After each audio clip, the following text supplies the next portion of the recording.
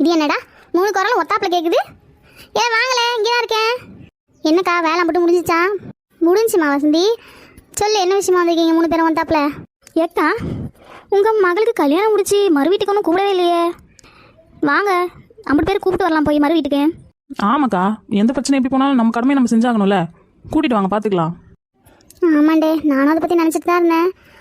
ஆனால் அந்த வீட்டம்மா விடுவாங்களான்னு தெரியலையே. அந்த தம்பியோட அக்கா ரொம்ப கோபமாக இருந்தாங்க அன்றைக்கே. திருப்பி அவங்க வீட்டு முன்னாடி போய் எப்படி நிற்கிறது ஒன்றும் புரியலை. அதை நினச்சா தான் பயமாக இருக்குது. அட வாங்கக்கா, அந்த பொம்பளையை ரெஃப்ல விட்டு ரைட்டில் தள்ளிடலாம்.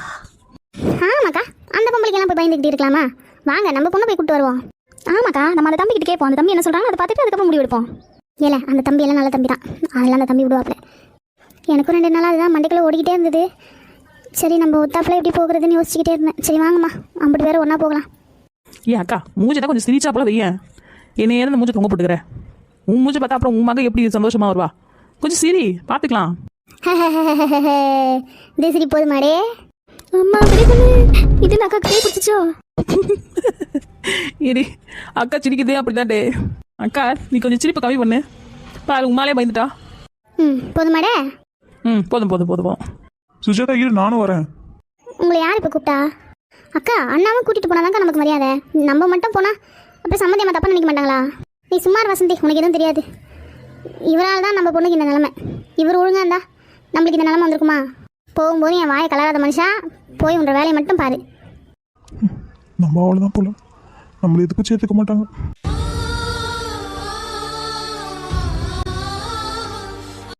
நம்ம வாழ்றதுக்கே தகுதி இல்லை போல. ஏக்கா ஏன்க்கா அண்ணன் அப்படி ஏசி தள்ளுற? நம்ம அண்ணன் தெரியாமல் தானே தப்பு பண்ணாங்க. பெரிய பொண்ணு சும்மா பெரிய பொண்ணு, என் பொண்ணு மனமேடையில் எப்படி அழுதுகிட்டு உட்காந்துட்டு இருந்தா தெரியுமா உனக்கு? அது இன்னும் என் கண்ணுக்குள்ளே இருக்குது.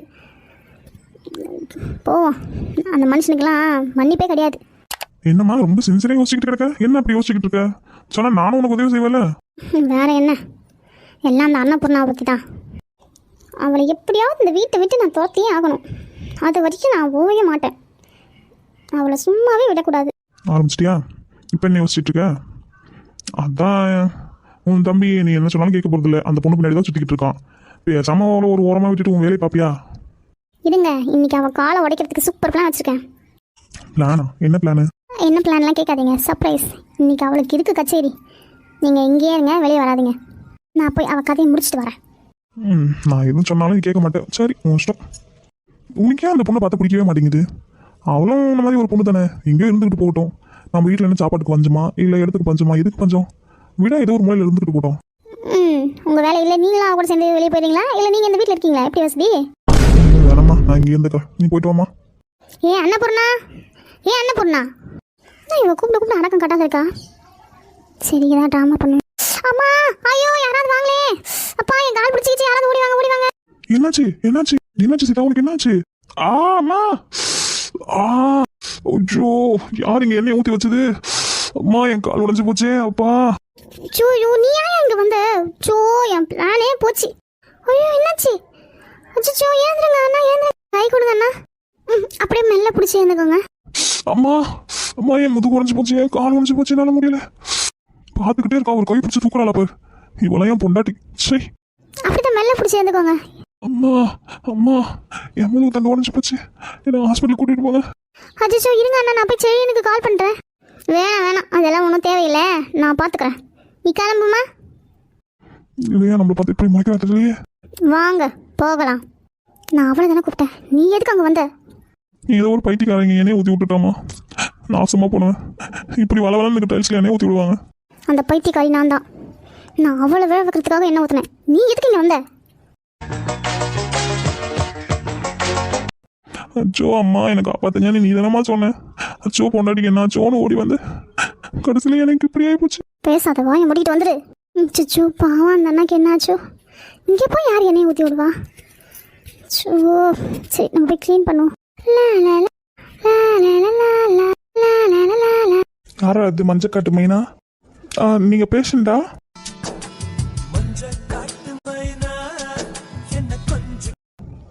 இல்லை டாக்டர், நான் இன்டர்ன்ஷிப்காக வந்திருக்கேன். ஒரு டாக்டரை பார்த்தா விஷ் பண்ண மாட்டீங்களோ? Sorry, good morning sir. ரெஸ்பெக்ட்லாம் கேட்டு தான் வருமா என்ன? இல்லை டாக்டர், சாரி நான் உங்களை சரியாக கவனிக்கல. இது என்ன சுடிதாரில் இருக்க? எங்க யூனிஃபார்ம் எங்க? இப்போ தான் டாக்டர் வந்து நான் போய் தான் ட்ரெஸ் சேஞ்ச் பண்ணணும். இது ஹாஸ்பிட்டலில் சிம்பிளாக தான் இருக்கணும், சிம்பிளாக தான் ட்ரெஸ் பண்ணணும். இது ஒன்றும் காலேஜ் இல்லை உன் இஷ்டத்துக்கு ட்ரெஸ் பண்ணிட்டு வரதுக்கு. சாரி டாக்டர், போய் சேஞ்ச் பண்ணிடுறேன். இது யார் தெரியல, சரி அவனுக்கு பயப்படுறதே என் பொழப்பா போச்சு. ஸோ கடவுளே. போங்க, டக்குன்னு சேஞ்ச் பண்ணுங்க. நீங்கள் கொஞ்சம் வழி விட்டால் தான் போக முடியும். ட்ரெஸ் சேஞ்ச் பண்ணிட்டும் இந்த பக்கமாக தான் இருக்குது. ஓ ஓகே போங்க. அம்மா காலு. என்னாச்சு? ஒன்னும் புரியல, சொல்ல தெரியல, கண்ட அழகுல ஆசை கூடுதே.